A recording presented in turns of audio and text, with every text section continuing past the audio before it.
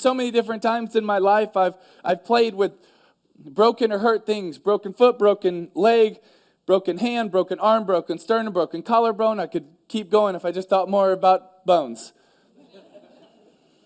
Why, man? Because I loved it. I loved playing the game. I was passionate about it. One of the reasons I even get encouraged at seeing all of you here, do you know why I get encouraged by that? Is because you could be anywhere doing a lot of different things, but you chose to be here. Some shows don't need a celebrity narrator to introduce the show, but this show does. In a world filled with endless opportunities, why would two men who have built 13 multi-million-dollar businesses altruistically invest 5 hours per day to teach you the best practice business systems and moves that you can use? Because they believe in you. And they have a lot of time on their hands. They started from the bottom, now they're here. It's the Thrivetime show starring the former U.S. Small Business Administration's Entrepreneur of the Year, Clay Clark, and the entrepreneur trapped inside an optometrist's body, Dr. Robert Zuttner.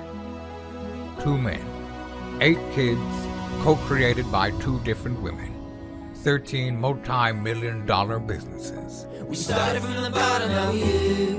We started from the bottom, and we'll show you how to get here. Started from the bottom, now we here. We started from the bottom, now we here. Mr. Clyde started from the bottom, and now we're at the top, teaching you the systems to get what we got. Colton Dixon's on the hooks, I break down the books. Z's bringing some wisdom and the good looks. As the father of 5, that's why I'm alive. So if you see my wife and kids, please tell them hi. It's the CNC up on your radio, and now 3, 2, 1, here we go. We started from the bottom, now we here. We started from the bottom, and we'll show you how to get here. Started from the bottom, now we here.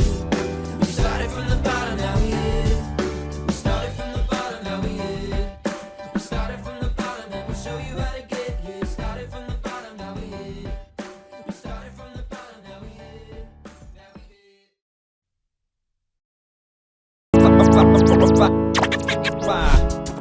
All right, Clay, we're talking about failure today. Yeah. And I know that there's a lot of entrepreneurs watching right now that have kind of taken that leap of faith. You know, it's scary to start your own business sometimes, but there's a lot of people that are too scared to jump out there and start their own business. And there's also business owners who are scared to implement different changes in their business that need to happen because fear of failure is crippling. There's also people watching this who have failed.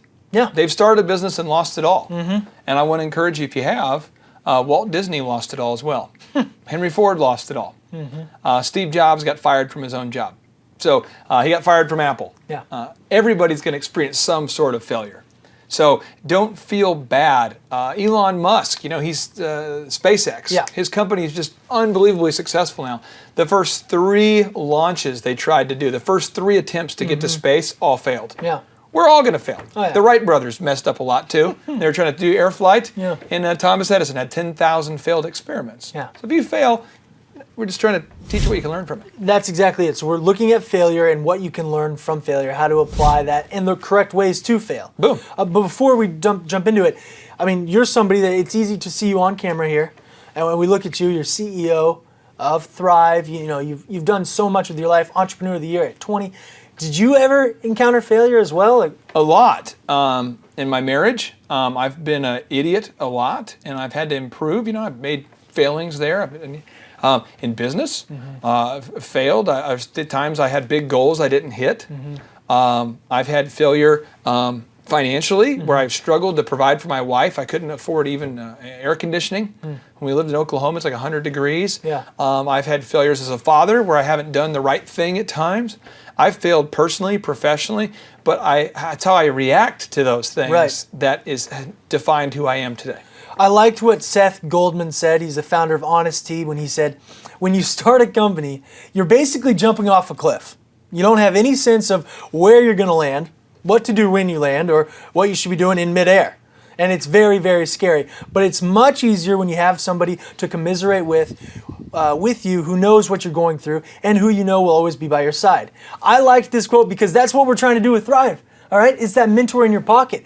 It's scary. We understand you're starting a business and it's scary. And so we're going to talk through this whole issue of failure with you and explain how to do it the correct way. That's why we're here. That's what this whole episode is about, is that if you're going through some tough times, you need somebody who you can commiserate with. And that's what we're going to do today, is help you realize what you can learn from it and how to put a lipstick on the pig. Exactly. So we're going to focus on 7 specific aspects of failure. Yeah. And hopefully after focusing on these, you'll be able to radically change your mindset when it comes to failure. Yeah. So the first principle is redefining failure. True failure is failing to try. So we got a notable quotable from Sarah Blakely, founder of Spanx. And she said, when I was growing up with my dad, he would encourage my brother and me to fail. We would be sitting at the dinner table and he'd ask, so, what'd you guys fail at this week? If we didn't have something to contribute, he'd be disappointed. When I did fail at something, he'd high-five me. What I didn't realize at the time was that he was completely reframing my definition of failure at a young age. To me, failure means not trying. Failure isn't the outcome. If I have to look at myself in the mirror and say I didn't try that because I was scared, that's a failure. Have you ever seen where I high-five the sales guys when they get hung up on? No, I actually haven't seen it. Yeah. I gotta see that. If I ever hear somebody who gets a customer complaint because someone called them too much, I high-five them. You love that. I do. So if you get rejected, I put up on my desk, I just had, Liz, you did that last night, but I'll put up, anytime I get rejection letters or things, I put them up there because you have to celebrate that. Yeah. Well, but that has to happen after you redefine what failure means. Because right now we're told, even in Webster's dictionary, if you're looking up the definition of failure, the definition is a lack of success. We've got to redefine that, right? Because that's what we've been trained to believe. Failure is a learning opportunity. That's the new definition. That's all it is. That's a learning opportunity. So the first principle is we have to redefine what failure actually means. Napoleon Hill says behind every failure there's a seed of an equivalent benefit. So if you have a big failure, it's big benefit.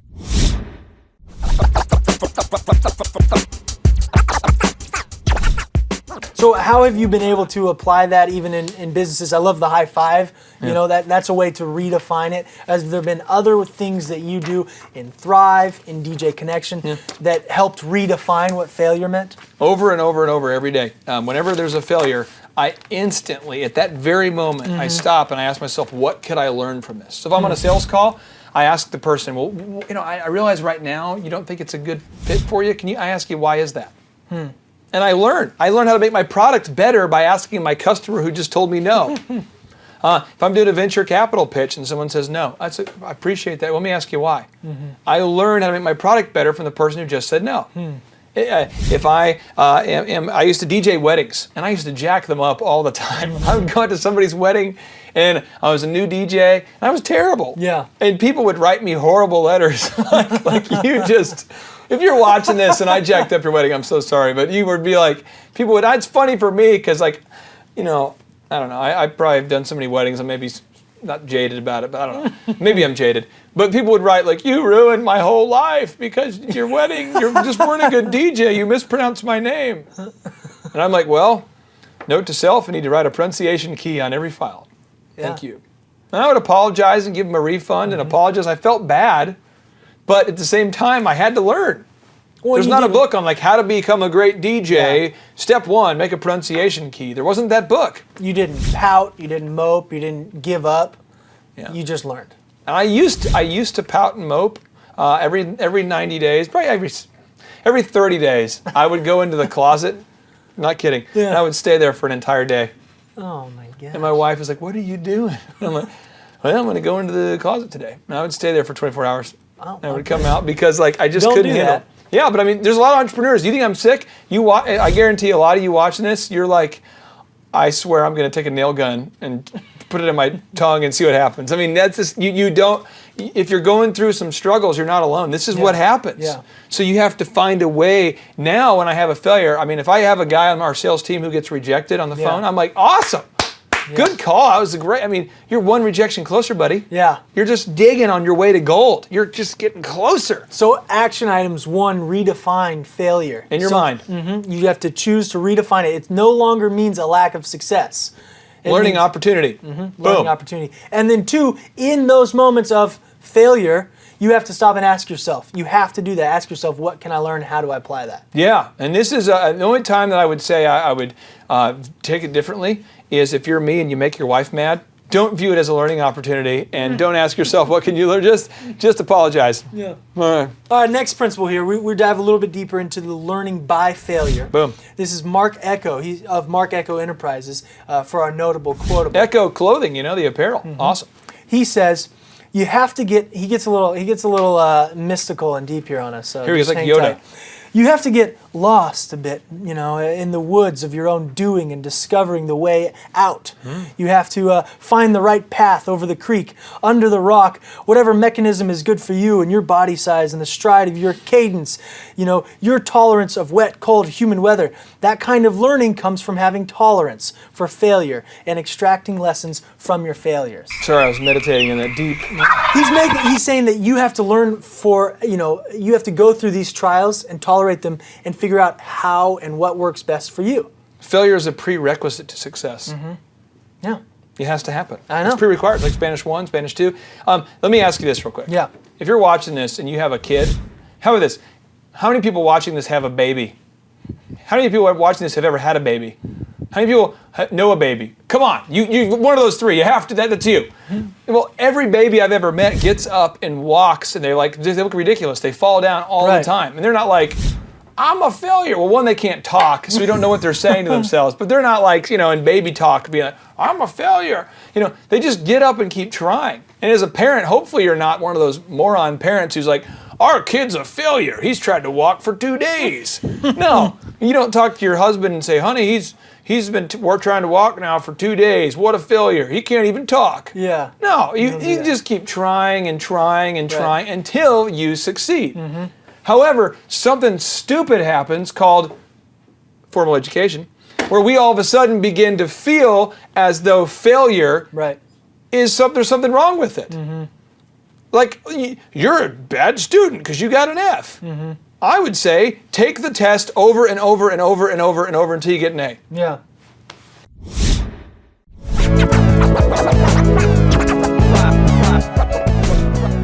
Well, I mean, even in Inc. magazine, I was reading, they had an article that was called Celebrate Your Mistakes, You'll Learn. And they said most all mistakes contain a lot of learning if you're smart and humble enough to suck the juice from them. If instead you incline to cover them up as fast as possible, you'll miss the opportunity to learn. While it's been very fashionable lately to portray, they talk about Steve Jobs as a superhuman genius, the truth is that Steve Jobs made a lot of big mistakes, but was smart enough to learn from them. The best business people always are. I mean, it's just you learn from these mistakes, right? Well, the thing about this quote that's huge is think about how you would process school differently. Remember, as a parent, we cheer for our kids when he took his first step. Yeah. Woo! When you're a kid, if you're watching this and you don't have a kid, or maybe if you have a kid, when they say their first word, you're pumped. He said a word! Woo! Like we did something awesome. He said a word! We're pumped. We remember what that word was forever, right? Yeah. Imagine if your teacher, if you took a test, if you're in college right now, and you got a 4%, and they're like, you got 4% of them right! You're awesome! You've discovered 96 wrong answers! You're a genius! Do it again! And you're like, huh? How would you approach failure differently? Yeah. So I'm just saying, you have to untrain that BS of read this book, memorize these things, put it on a piece of paper. And then as far as just the Inc. magazine saying you have to be humble enough to admit and evaluate, mistakes, shortcomings, or failures so that you can learn from them and apply it differently. Yeah, if you got in front of your teacher and tried to justify why you came up, the reason why I chose these 96 was to test you as a teacher.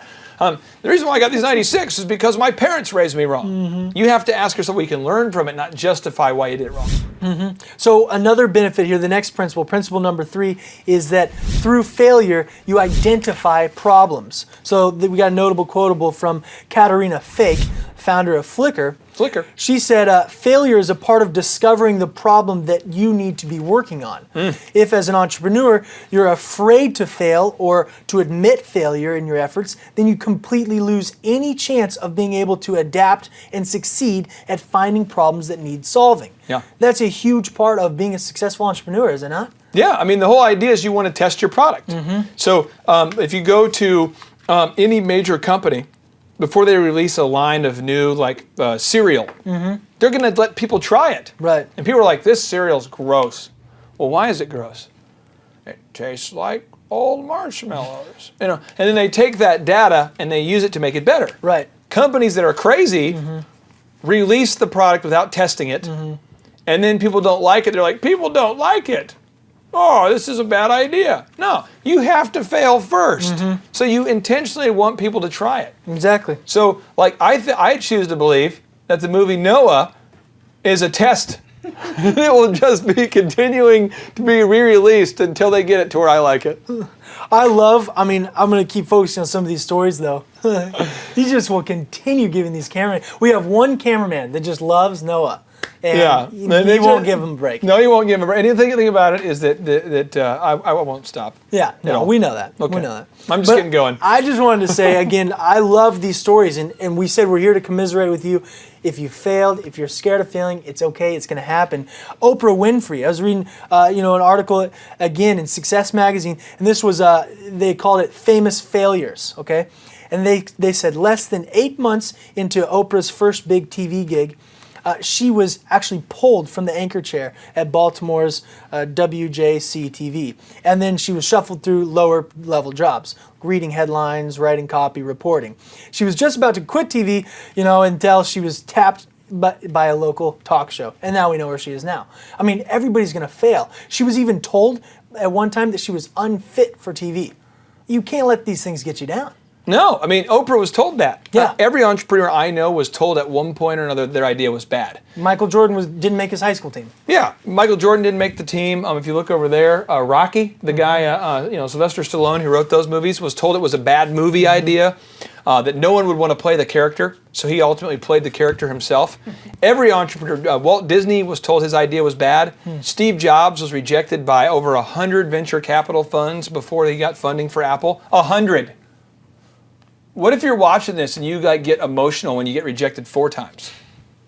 We wouldn't even have Apple today if Steve Jobs was like that. Yeah. If Steve Jobs had the attitude some of us have, where 10 rejection means, well, it must not meant to be, meant to be or whatever. It's a deal where, like with Oprah, she didn't say, well, I guess it wasn't meant to be. Right. Or Steve Jobs didn't say, I guess it wasn't meant to be. No. They were like, well, I guess I need to do it better.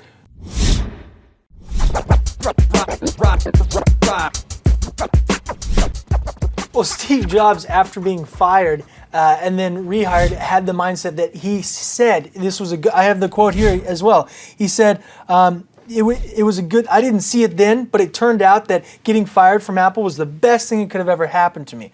The heaviness of being successful was replaced by the lightness of being a beginner again. Less sure about everything, and it freed me to enter into a more creative period. After coming back to Apple, that was when he had the iPod, the iPhone, the iPad. He was creative, and then he revolutionized the whole industry. Yeah. So through that terrible failure, he found the problem, he became more creative, and made a big impact. Yeah, and a lot of people don't know this. He actually left and he took over Pixar for George Lucas.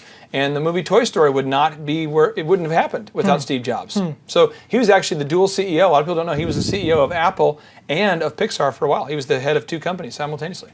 Boom. Boom.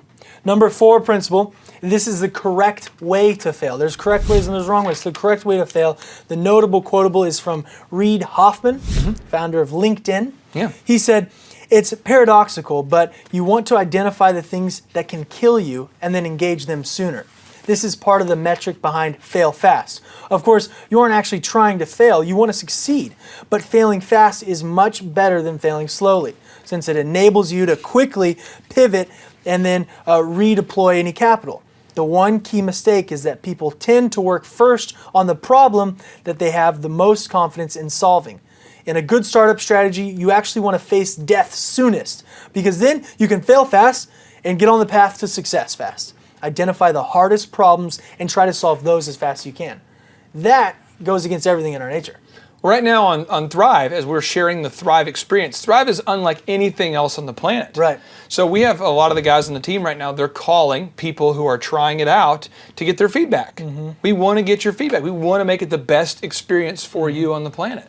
So we have to seek out that feedback to quickly get it and to pivot and improve. That's just how it is. Yeah. I'm not going to sit there and justify, well, if you're on Thrive right now and you don't understand how this button works, I'm not going to try to, justify to you why no one can figure it out. I'm going to try to figure out how to make it easier for you to understand it. Yeah. I'm trying to improve the experience. So I have to look for the things that could potentially kill Thrive, which is a bad experience, and I have to ask, what can we do to make it better as fast as possible? And if you redefine what failure means, and if you're not afraid to fall, you understand it's a prerequisite, then you aren't afraid to fail fast. I mean, Milton Hershey, he had 2 failed businesses before he was 26. Yeah, again, Hershey's candy bar. Right. So, I mean, it wasn't like 3 candy stores. They were both candy stores. They failed. Conrad Hilton, who started the Hilton hotel chain, started a bank and failed when he was a young guy. I mean, most people never start a bank, let alone to start one and fail before you start your hotel chain. Yeah. I mean, how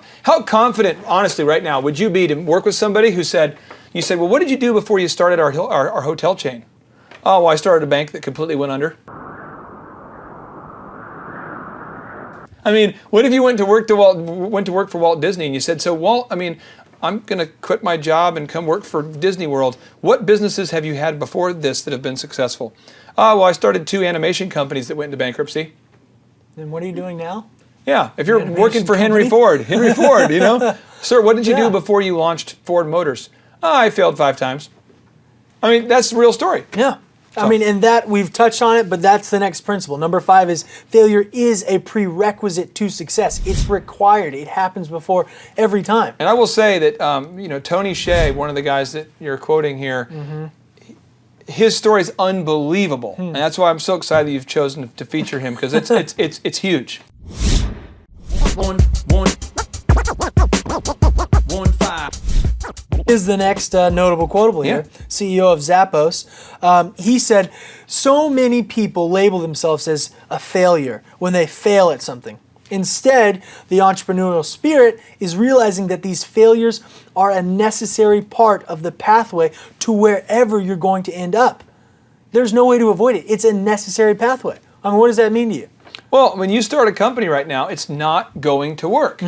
We launched a Facebook strategy for Thrive, and I get it up there. Well, I want to get it perfect. I don't want to launch it. Get it up there. Why? Because we have to do it wrong so we can fix it fast. Well, I want to get it perfect. Get it up there. Yeah. Working on printing our books right now. I want to get it perfect. Just print it. Right. Why? Because there's going to be errors. Let's hurry up and print 1,000 of them so we can fix it. Right. It's just a different mentality that you can tell people who have that formal education mindset. Google talks about, or not Google, but Elon Musk explains that he would rather not have MBAs working for them because an MBA is somebody who is so used to getting high test scores. Right. Well, you've got to just get your product out. Yeah. You've got to fail fast. And if you understand that failure is going to happen, then it eliminates the fear and you're not scared of chasing your dreams. You just go for it. I actually enjoy failing now. I can honestly say that. It's fun. Well, I mean, and it's realistic. I mean, we've looked at the numbers. We know the numbers. Business Insight article said, 50% of businesses don't make it to the 5th year. Failure happens. It happens a lot. So if you know that it's a prerequisite, you don't have to be afraid of it. You can just run at it, accept it, look for the lesson, and then look for the success seed. I will tell you this: when you fail, what you want to do so you don't end up to being one of these companies that does fail. You don't fail permanently. Right. You want to fail in an affordable way. That's why you want to set a budget. And you're like, hey, I'm going to spend $500 on this marketing campaign to see what works. I'm going to spend $100 on this to see what works. I'm going to spend $1,000 on this. You don't want to have unlimited failure. That's good. You want to have small fires so you don't have mega burns. Good. You don't want to have a major forest fire that burns the house down. You want to have just small controlled burns. So the action item is, if you know failure is a prerequisite, fail in those small areas, get the product out there, check it out, and then adapt. Boom. Good. 6th principle, fail first and then the seeds will sprout. Oh. Well, I know, you already quoted it here. You got a little ahead of me. I'm sorry, I can't stop. Napoleon Hill. Come on now. Quotable. Oh. Your hero, You Yeah. know? Do you have a poster of him on your wall or anything like that? You know, I haven't talked to Liz Drawn a about it, but picture of I it? got to You need- get a poster of you it need on something the wall. of him. Yeah, talk to her about it. So he said, every adversity, every failure, every heartache carries with it a seed of an equal or greater benefit. What does that mean? Well, it means that the guys who made the movie Noah are benefiting hugely right now. I mean, those guys are. Good. Keep bringing it up. Keep bringing it up. I'll only do it one more time. I've only got one more principle. But I will tell you, it means that when you have a failure, you're going to learn a lot. I guarantee you, if Walt Disney hadn't started an animation company early on in his life, he wouldn't be emotionally ready to handle Disney World. What if he had never had failure before? That's good. How would he have reacted with all the problems they had at Disney World? You know, the day they opened up Disneyland, they had a water shortage. No. Like they had a water problem. So on the day they opened, they couldn't serve water to their guests. Was he freaking out? No. He's like, homies, I've eaten dog food to sustain myself. We are not It's in a real. problem. This isn't a problem. Yeah. This is fine for me. Let's go get some dog food and I'll figure it out. 1, 5. Do you have any instances that you can remember going back to DJ Connection days Yeah. where you failed in a small area and you learned a valuable lesson from that, were able to apply what you learned? Yeah, I started a DJ division of our company specialized on doing Hispanic weddings. And I had two guys that spoke Spanish that were going to do it. And what we found was that there wasn't enough Hispanic people in Tulsa who had the financial means needed to sustain that business. So I learned, like, hey, it's better to focus on our niche, which is English-speaking weddings for all races, Right. than to focus on the Spanish-speaking crowd in Tulsa. Maybe not in every city, but in Tulsa. Right. And because I tried it early on in my career, as we grew the business, I wasn't tempted to try it again. Right. Tried it early, tried it fast. Yeah, but I found my niche real quick. I tried also DJing for clubs, and I realized I didn't like being paid in cash by a guy who had dark circles under his eyes, who might or might not be hungover. And so I decided to not focus on the club part of our business. I DJ'd at one club, in fact, where one of our employees got his car shot with like machine gun fire into his yellow truck. And I learned that that's probably not a place I want to be. And so, we learned that real quick, like, well, point one, don't go DJ for places where you can get shot at with machine gun fire. Right. Two, want to avoid the crowds that can't afford to pay you. Right. Three, we want to not focus on English speaking or people that can't speak English. Yeah. And then we focused on marketing to proms and schools. And I realized that proms only happen one time a year. So I probably need to focus on weddings and other events that could sustain us throughout the year. I learned a lot of things. But by failing fast, quickly in the career, I could find out what worked and what didn't. So when I had the capital to deploy, I was able to use that money strategically on only things that produced results. I love that. Had I had a ton of money, I would have spent it all on crazy things. Right. And I mean, I think the temptation when you're starting a company is to think that you can sit around a table with your mastermind group and figure it all out, your perfect niche right there. But you can't. You've got to get out and try, fail, and then discover And what that one niche way to is. minimize how much money you'll waste is by studying companies that have already done what you want to do and reverse engineering. Like, look at what they did to get to success and see how you can do the same thing to have success in your own business. I love it. Last principle here. Oh, Principle man. number 7. Avoiding failure equals avoiding success. Come And on. It makes sense. We continue to harp on this, but this is huge. I You love gotta this redefine principle. it. This reminds me when I was roller skating as a kid with those quad skates. Oh, yeah. Just that special feeling I had. That's interesting. It's beautiful. This notable quotable comes from Robert Kiyosaki, author of Rich Dad Poor Dad. He says, winners are not afraid of losing, but losers are. Failure is a part of the process of success. People who avoid failure also avoid success. What do you think about that? Well, if you're watching this and you're thinking about someday I'm going to start a business, there's Monday, there's Tuesday, there's Wednesday, there's Thursday, there's Friday, there's Saturday, there's Sunday, but there is not someday. Napoleon Hill, my main man, says, the time will never be just right. You must act now. So if you've been waiting for that time to start that business, you've been waiting for that perfect time to start your idea you have to get started right now. Yeah. Richard Branson actually did it. He had a little interview there that I found on entrepreneur.com, founder of Virgin Group. I mean, all the different aspects of it. He said, take some comfort in the fact that most entrepreneurs fail when they launch their first business. Failing doesn't mean that you're not cut out to run your own business. The key to bouncing back is to learn whatever lesson you can from that experience so that you can avoid making the same mistake in the next launch. This will help you overcome your fear, take a leap of faith, and try again. That summarizes everything we're trying to say here. Yeah, the thing we want to say here is Richard Branson, again, this is a guy who started a record company, a airline business, a mobile phone company. He's super successful. And what he's saying is that you have to take comfort. You have to know that you are going to have failure. Yeah. And like we were talking about, if you know that you don't have to wait on the sidelines to hop into the game because you might miss a shot, just get in there and start missing shots. Yeah. Let's go. You miss all the shots you don't take, right? Absolutely.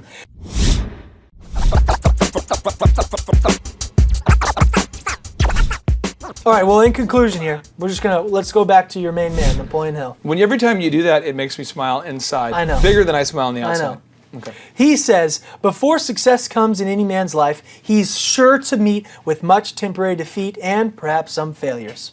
When defeat overtakes a man, the easiest and the most logical thing to do is to quit. That's exactly what the majority of men do. I wanted to end on this because we have created Thrive to help you reach your goals. And we believe that when we call you a thriver, you're not the majority of men, right? We're now committing to a level of excellence that we're ready to come alongside you with and help you achieve. So when you hit failure, when you encounter that, you can't let that get you down. You got to bounce back up, learn from it, and apply those changes. There's a group of people in America who are people that I admire. They're called Marines. And these guys have these phrases they live by. But one of them is failure is not an option. These guys, there's that movie that was made this year. I cannot remember what it's called here. Was it The Survivor? Lone Survivor. Lone Survivor. You've read the book. Yeah. I've seen the movie. Yeah. I've seen the interviews with the guy. These guys are over there getting shot at in the most difficult situation, but they never thought of quitting, and one guy made it out. That's the kind of mentality, that never say die mentality, that we need to be successful. That's why if you're watching this right now and you're a member of the U.S. military, you've ever been a veteran, I know you have what it takes to be successful because you never quit. And that's what it takes. And I promise you, in business though, no one dies. It's just, you might lose some money. You might make some mistakes. You might eat some dog food with our main man, Walt Disney. You might go to bankruptcy court and find yourself sitting next to Henry Ford. You might find yourself in the unemployment line with Oprah Winfrey and talk about how she's not good enough for TV. You might hang out with Sylvester Stallone, hearing about his bad movie ideas and how no one wants to make the movie Rocky. You might live in a car with Lenny Kravitz. You won't be alone. Yeah, all these people have struggled. But if you realize that failure is a prerequisite to success, you're just going to fail as fast as you can because you know that's just it. Failure is like a timeline. Yeah. And you have to. And I would look at this. I want to give you a final Let's do visual it. here. Yeah. But as far as failure goes, if you look at it like this. If failure is here, here, here, here, if it's stepping stones on the path to success, if you know you have to go through this failure, this failure, that failure, and that failure before you get to success, wouldn't you want to just dive into it as fast as possible? Yes. Wouldn't you want to be just like a missile, like just shot out of a cannon? Absolutely. But you have to fail. There's nobody I've ever heard about. I've never met somebody who's been like, well, I was in my dorm room, had this idea, and it was awesome. I got to be real. I made about 150 to 200 cold calls every day for 2 years and had almost no success before I became Entrepreneur of the Year. 2 years? Yeah. I had like 2 years where I basically lived in poverty before I started to have success. And then once I had success, I was an overnight success because I was 20. Well, I was 20 because I'd failed for 2 years. Yeah. And what if I didn't start failing until I was 30? Right. I wouldn't have been Entrepreneur of the Year until I'm 32. Right. And with Thrive, if I was waiting for Thrive to be perfect for you guys, I wouldn't have the success we're going to have. But I'm telling you this, you have to fail fast. Right. You got to get rejected. You got to dive all in as quickly as possible, like a missile. That's how to fail the correct way, and how to bounce back from it. Hey, I got to say this. I don't normally say this on camera, but you're probably the most beautiful American I've ever encountered. I appreciate that. That's very nice. And go see the movie Noah. Thanks, man. JT, do you know what time it is? 410. It's Tebow time in Tulsa, Jerusalem, baby. Tim Tebow is coming to Tulsa, Oklahoma. During the month of Christmas, December 5th and 6th, 2024, Tim Tebow is coming to Tulsa, Oklahoma in the 2-day interactive Thrivetime Show Business Growth Workshop. Yes, folks, put it in your calendar. This December, the month of Christmas, December 5th and 6th, Tim Tebow is coming to Tulsa, Oklahoma in the Thrivetime Show 2-day interactive business growth workshop. We've been doing business conferences here since 2005. I've been hosting business conferences since 2005. What year were you born?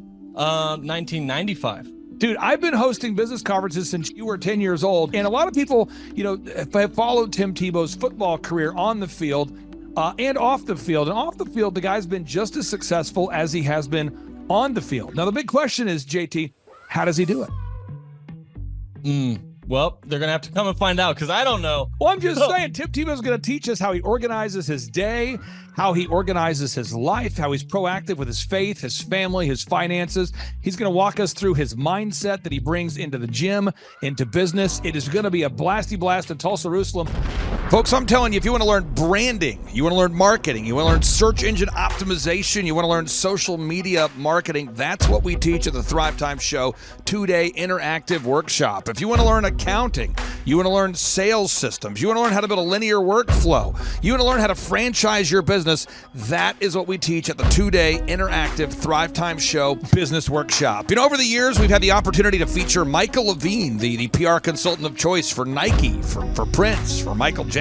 We've had the top PR consultant in the history of the planet has spoken at the Thrivetime Show workshops. We've had Jill Donovan, the founder of RusticCuff.com, a company that creates apparel worn by celebrities all throughout the world.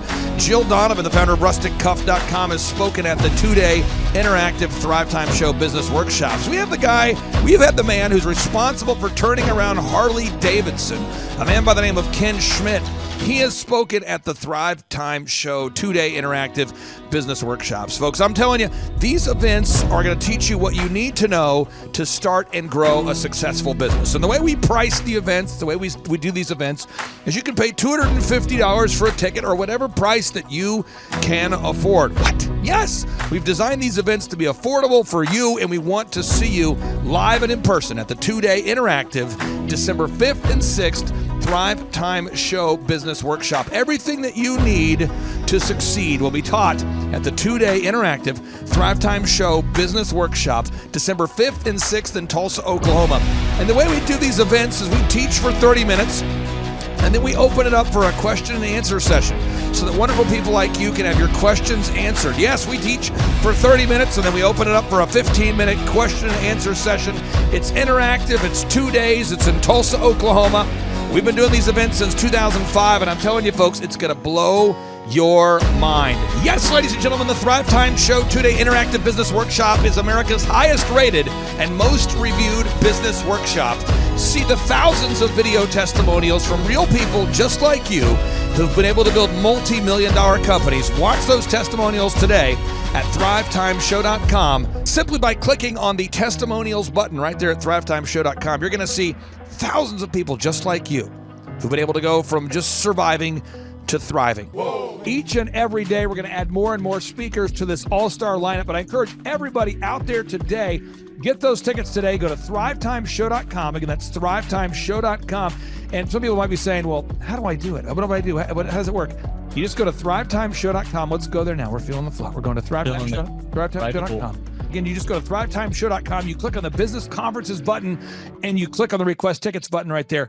The way I do our conferences is we tell people it's $250 to get a ticket. Yep. Or whatever price that you can afford.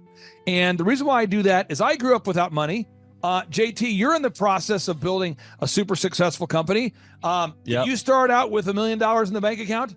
No, I did not. Nope, did not get any loans, nothing like that. Did not get an inheritance from parents or anything like that. I had to work for it, and I'm super grateful. I came to a business conference. That's actually how I met you, met Peter Taunton. I met all these people.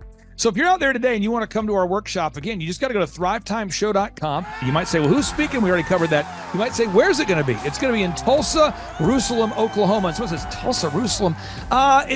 I'm really trying to rebrand Tulsa as Tulsa Jerusalem, sort of like the Jerusalem of America. But if you type in Thrivetime Show and Jinx, you can get a sneak peek or a look at our office facility. This is what it looks like. This is where you're headed. It's going to be a blasty blast. You can look inside, see the facility. We're going to have hundreds of entrepreneurs here.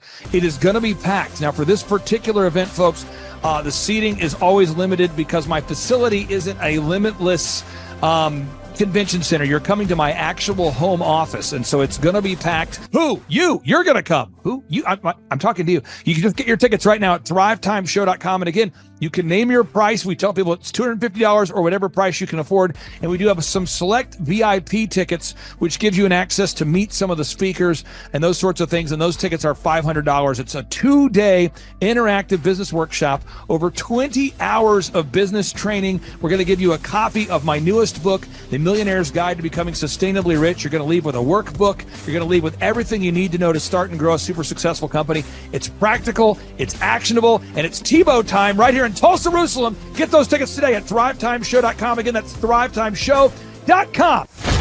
Hello, I'm Michael Levine, and I'm talking to you right now from the center of Hollywood, California, where I have represented over the last 35 years 58 Academy Award winners, 34 Grammy Award winners, 43 New York Times bestsellers.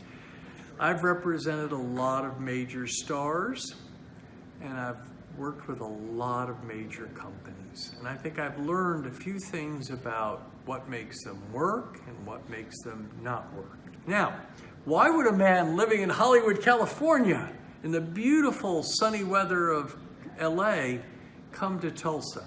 Because last year I did it, and it was damn exciting. Clay Clark has put together an exceptional presentation, really life-changing, and I'm looking forward to seeing you then. I'm Michael Levine. I'll see you in Tulsa.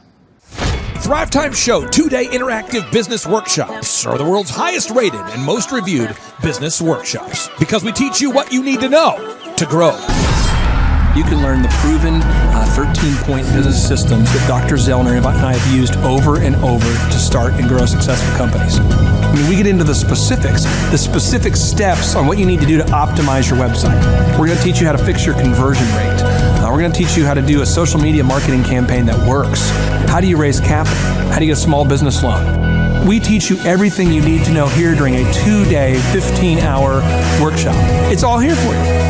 You work every day in your business, but for 2 days you can escape and work on your business and build these proven systems so now you can have a successful company that will produce both the time freedom and the financial freedom that you deserve. You're going to leave energized, motivated, but you're also going to leave empowered. The reason why I've built these workshops is because as an entrepreneur, I always wish that I had this. And because there wasn't anything like this, I would go to these motivational seminars, no money down, real estate, Ponzi scheme, get motivated seminars, and they would never teach me anything. It was like you went there and you paid for the big chocolate Easter bunny, but inside of it, it was a hollow nothingness. And I wanted the knowledge, and they're like, oh, but we'll teach you the knowledge after our next workshop. And the great thing is we have nothing to upsell. At every workshop, we teach you what you need to know. There's no one in the back of the room trying to sell you some next big get-rich-quick, walk-on-hot-coals product. It's literally, we teach you the brass tacks, the specific stuff that you need to know to learn how to start and grow a business. And I encourage you to not believe what I'm saying, and I want you to Google the Z66 auto auction. I want you to Google elephant in the room. Look at Robert Zellner and Associates. Look them up and say, are they successful because they're geniuses, or are they successful because they have a proven system? When you do that research, you will discover that the same systems that we use in our own business can be used in your business. Come to Tulsa, book a ticket, and I guarantee you it's going to be the best business workshop ever, and we'll even give you your money back if you don't love it. We've built this facility for you, and we're excited to see you. And now you may be thinking, what does it actually cost to attend an in-person 2-day interactive Thrivetime Show business workshop? Well, good news. The tickets are $250 or whatever price that you can afford. What? Yes, they're $250 or whatever price you can afford. I grew up without money, and I know what it's like to live without money. So if you're out there today and you want to attend our in-person 2-day interactive business workshop, all you got to do is go to thrivetimeshow.com to request those tickets. And if you can't afford $250, we have scholarship pricing available to make it affordable for you. I learned at the Academy, Kings Point in New York. Acta non verba. Watch what a person does, not what they say. Good morning, good morning, good morning. Robert Kiyosaki, the Rich Dad Radio Show. Today I'm broadcasting from Phoenix, Arizona, not Scottsdale, Arizona. They're close, but they're completely different worlds. And we have a special guest today. Definition of intelligence is if you agree with me, you're intelligent. And so this gentleman is very intelligent. I've done his show before also, but very seldom do you find somebody who lines up on all counts. And it's a Mr. Clay Clark. He's a friend of a good friend, Eric Trump. But we're also talking about money, bricks, and how screwed up the world can get in a few and a half hour. So Clay Clark is a very intelligent man, and there's so many ways we could take this thing. But I thought, since you and Eric are close, Trump, what were you saying about what Trump can't, what Donald, who's my age, and I can say or cannot say? First of all, I have to honor you, sir. I want to show you what I did to one of your books here. There's a guy by the name of Jeremy Thorne, who was my boss at the time. I was 19 years old, working at Faith Highway. I had a job at Applebee's, Target, and DirecTV. And he said, "Have you read this book, Rich Dad, Poor Dad?" And I said, "No." And my father, may he rest in peace, he didn't know these financial principles. So I started reading all of your books and really devouring your books. And I went from being an employee to self-employed, to the business owner, to the investor. And I owe a lot of that to you. And I just wanted to take a moment to tell you, thank you so much for allowing me to achieve success. And then I'll tell you all about Eric Trump. But I just want to tell you, thank you, sir, for changing my life. But not only that, Clay, thank you, but you become an influencer. More than anything else, you've evolved into an influencer where your word has more and more power. So that's why I congratulate you on becoming. Because as you know, there's a lot of fake influencers out there too, or bad influencers. Yeah. So anyway, I'm glad you and I agree so much, and thanks for reading my books. Yeah. That's the greatest thrill for me today. Not a thrill, but recognition is when people, young men especially, come up and say, "I read your book, changed my life. I'm doing this, I'm doing this, I'm doing this." I learned at the Academy, Kings Point in New York. Acta non verba. Watch what a person does, not what they say. Whoa.